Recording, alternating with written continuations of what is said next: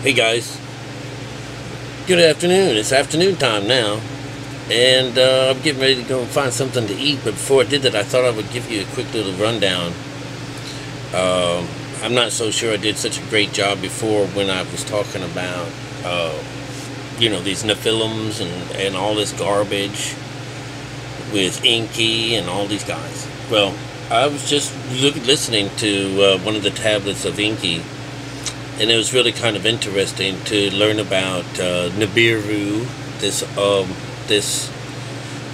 this is some other world. And what happened at Nibiru was that they were having troubles. And if this is let me finish this here. Nibiru is having some trouble with its atmosphere, and so they had sent. Whoever this is, the big boss of Nibiru, sent a couple of people to Earth to check the place out and to mine for gold, And so of these people that came down was ENKI, and this is from Nibiru, is someone the firstborn of Anu. So Anu, A-N-U. Was the firstborn of ENKI. So really what I'm trying to set you up here for is that this is a meditation story, all right? But it's wrapped around that warning that I've talked about, that I hear when I read this. The idea that things are cyclical and what has happened before can return again. And what was the problem that was existing between these guys? But anyway, what you have is there's this list of people. ENKI's two sons. ENKI has two sons. They call them half sons. This is this Envil and the firstborn. Listen, it's just some crazy shit. What we want to do is we are going to focus. Well, let's focus on the two were sent on a mission to Earth to find a chance of gold to restore their atmosphere. They brought along a half-sister with them, all right, and her name was Nahagsag. She winds up being the chief medical officer, all right? So if you think about it, she's in there for healing, and that's what the female side of us is about, is restoration and healing and that comfort. All right, most of the females' energies in our body have to do with some kind of emotion. All right, and so we have ENKI and Marduk and his sister. All right, and what happens is there's a conflict. The two were sent on a mission to Earth, to fix their atmosphere. In a conflict, the chief medical, having mankind destroyed by a deluge. This was what they were wanting to do, and this happened in the last century of the 3rd millennium. So there's some kind of interesting numbering going on here. But it's talking about, hey, who should inherit the earth? And he was talking about, I should be able to inherit the earth. I'm the firstborn.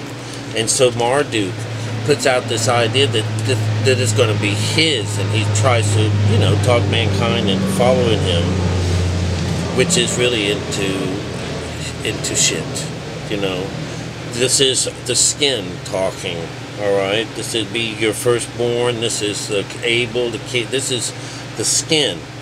But it isn't tamed in any way, all right? It's calling for a destruction, so, in a lot of ways you have to think of that as, hey, this could be a bad thing, And ENKI says no. Now, ENKI is an interesting one because he's the firstborn of Nibiru, and his name is Ea.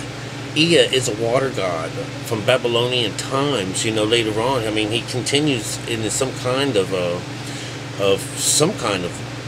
life in spirit form, but I would say that NK1 is the way that it comes down to be. He is the first.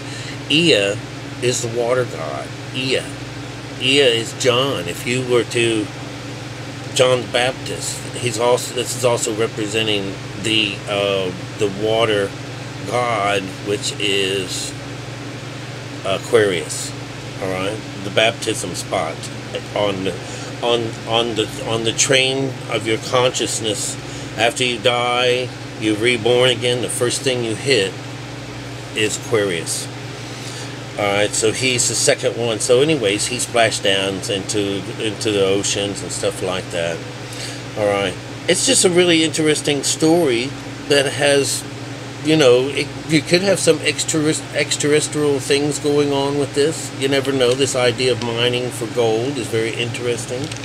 But as when it winds up, wound up being in the demise of the Sumerian culture, because what happened was there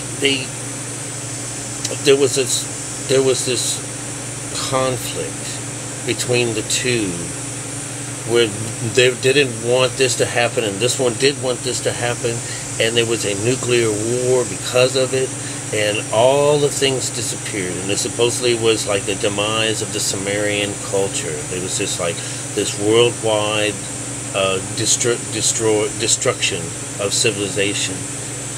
And so what would happen is they would call this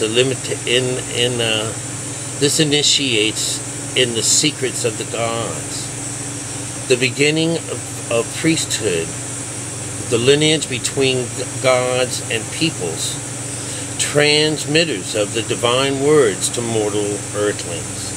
So this is some generations later here on Earth. You have this Nabith, with this something to do with mankind's firstborn son, and we have Nabu, which is tried to convince mankind that the heavenly science bespoke of is the supremacy of Marduk between the faith and destiny. Now, what they're talking about is Nam and Namtar. Now, I don't want to go too far off the line here, make you not understand. Nam is the destiny, like the planets in orbit. There's nothing you can do about them. They're set on their course. And the other one is Namtar, is that you can change this, that you don't have to go this route, that there's a way of interceding this way. And so, and it could also be fate, you know. So it's between fate and destiny. These are the two names that they talk about now. The idea is if, do we interfere? Do we interfere? You know, and they're talking about, you know, they made mankind, they created all this business, you know, they intervened. When they first made them, they couldn't procreate, you know, so they had to create, add a little bit of business, and that's with the atom, and you know, so they're weaved in and out of creation myths, all right? But I want you to listen to some of this business. It's just absolutely, just wonderfully tuned in to the science of all scripture that has anything to do with God. Alright? So, right and wrong, it happens to be on, let's see, what happens on Nibiru and on Earth. So, whatever had happened on Nibiru, they had already came down here on Earth, set up a whole new world, and the same thing happened here. And it was like, oh my goodness, what's up with that? So they pondered this, and this is ENKI and Enlil. They pondered, you know, and now these are the guys that are close to the Lord, and they pondered, what the hell's going on here? If what shall have been, if what was shall be again. So really, what they had a trouble with is whether or not they should intervene. You know, can they do something to fix mankind and save it from this future of a nuclear destruction? That's what this is all about. The whole story is about men in the future. The idea that this is what happened before, and you can see all kinds of devastation around out there. But they've said, you know, but it's going to turn around and go again because of just the nature of things. And so what happens is they're saying that because they gave you free will that it makes difference. You get to make the choice of something. But that choice is of following this or following that. So, the planet is already on a course. The whole idea is on the course, whether they want to introduce this or not. So you see that all of this is hidden in some way. So evidently someone was told that, okay, we'll let them go, but they'll have to be able to find it on their own. All right? So what this winds up being is that, there was a one story in here that made it in, and it was by a guy named Dubstar, and he was the master scribe to ENKI. And what happened was he was summoned one day, and in this story is where we get our science. As evil winds neared the city, and they're talking about this nuclear thing. They're talking about at this particular time this was to rid the earth of mankind. All right, just similar to the flood and the other businesses that are going on. This is this one of a fire, and this is really the idea. It says the evil wind neared the city, and he wandered off into the wilderness to seek withered wood for firewood. Yeah, like this is what you needed while some big old hellfire thing is coming towards you. Alright? And he looked up, and a whirlwind came up out of the south. Had a reddish brilliance, but no sound. And it reached to the ground. 4 straight feet spread out from its belly, and a brilliance disappeared. And the brilliance disappeared. And I threw myself to the ground and prostrated myself, for I knew it was a divine vision. And when I lifted my eyes, there were 2 divine emissaries standing near me. Faces of men sparkled, garments of brass, and they called my name and summoned to the great God ENKI. Fear not, you're blessed. We're here to take you aloft and up to his retreat, in the land of Megan. And this is it says on the island amidst the river Megan, where the sluices live. Now I never looked up that word yet. Damn, I should have done that. The fiery chariot lifted and was gone, and took me in my hands. Each one grasped me by one hand, and they lifted me up and carried me between the earth and the heavens, as the eagle flies. I can see the lands, I can see the waters, I can see the plains, I can see the mountains. Let me down. Then they let me down in the gateway of God's abode. It said, the moment they let go of my hands, a brilliance engulfed me, overwhelmed him, and collapsed to the ground as though void of the spirit of life. So you see, this is they brought him up. They're bringing him up. This idea, maybe it's early in life. He couldn't do it on his own.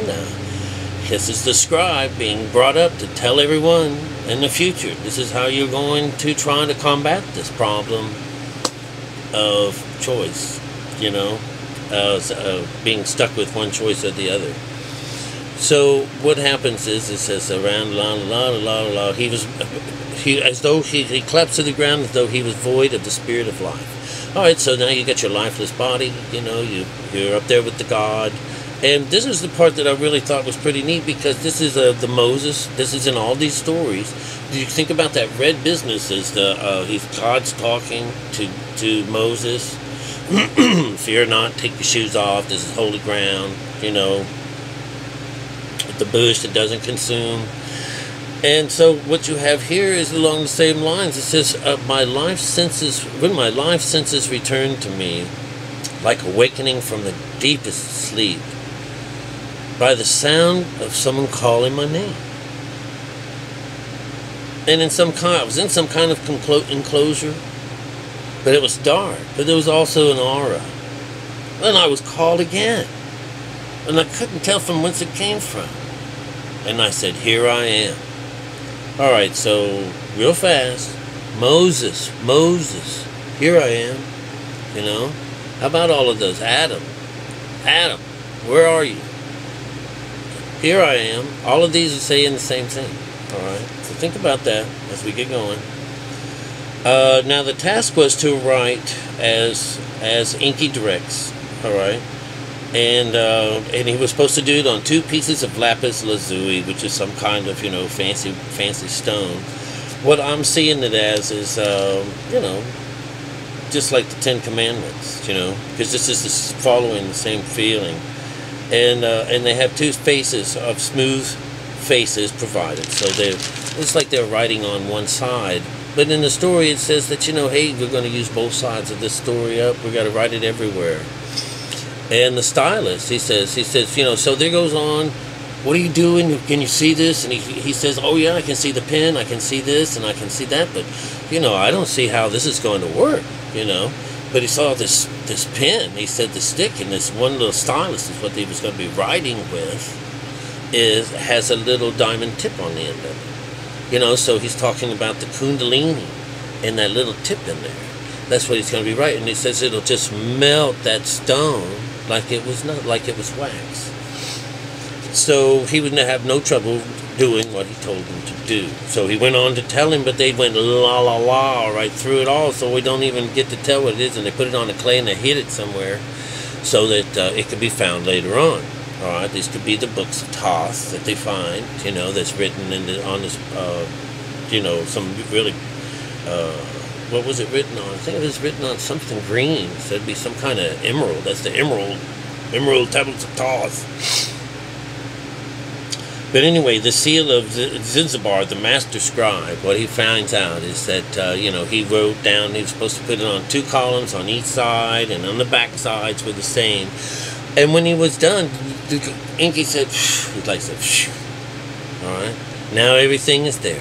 This is to keep people in the future to know that this is what we have to do to keep this from happening, because, we gave you the right to choose, and everyone gave you, this is the great God of everything, and these are the people that are meant to, they are the ones that come between us and Him to give us the information that we want, and shows how we do that is to by going inside, finding that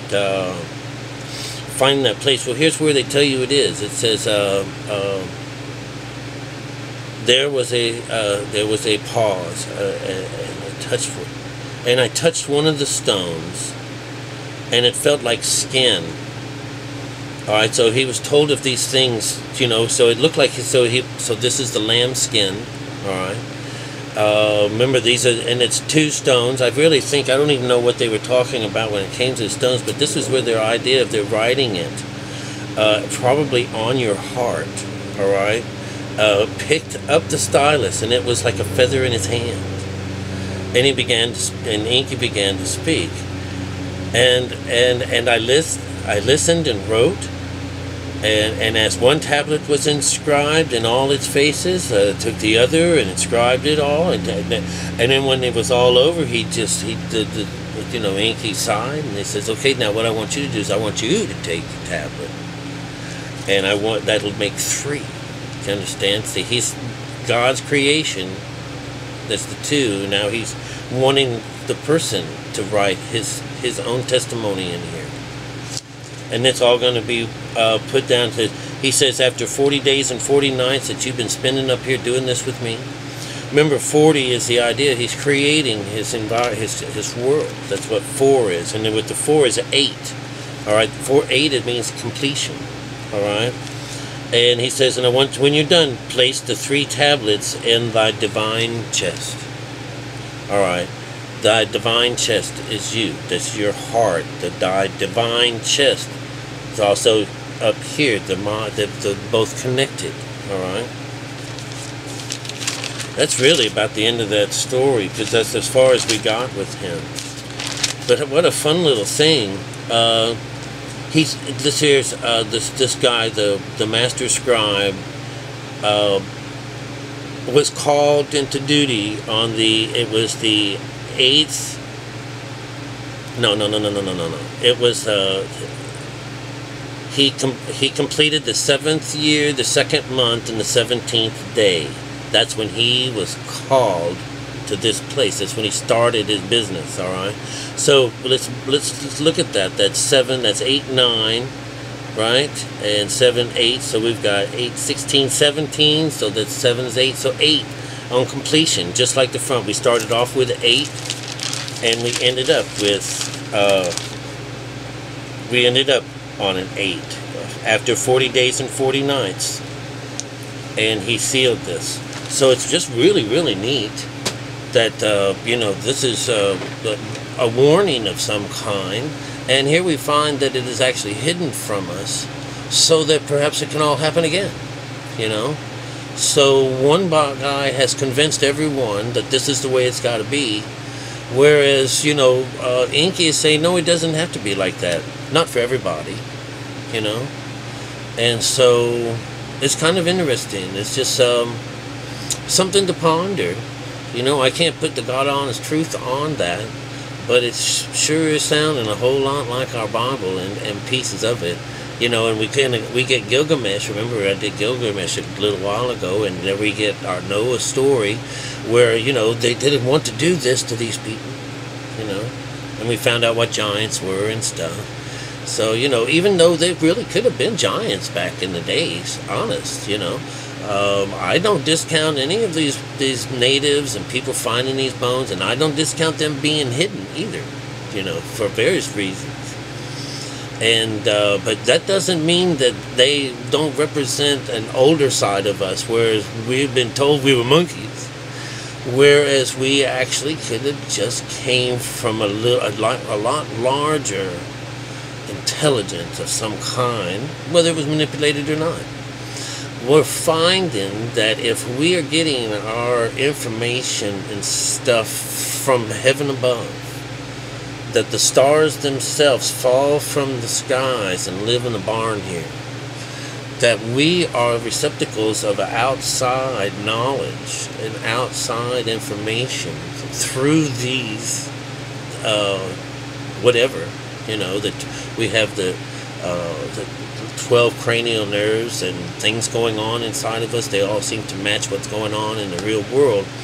That you would see that the sun in the sky itself would be this. If you looked at some of these ancient Egyptian monuments where they had the sun as their, when they worshiped the sun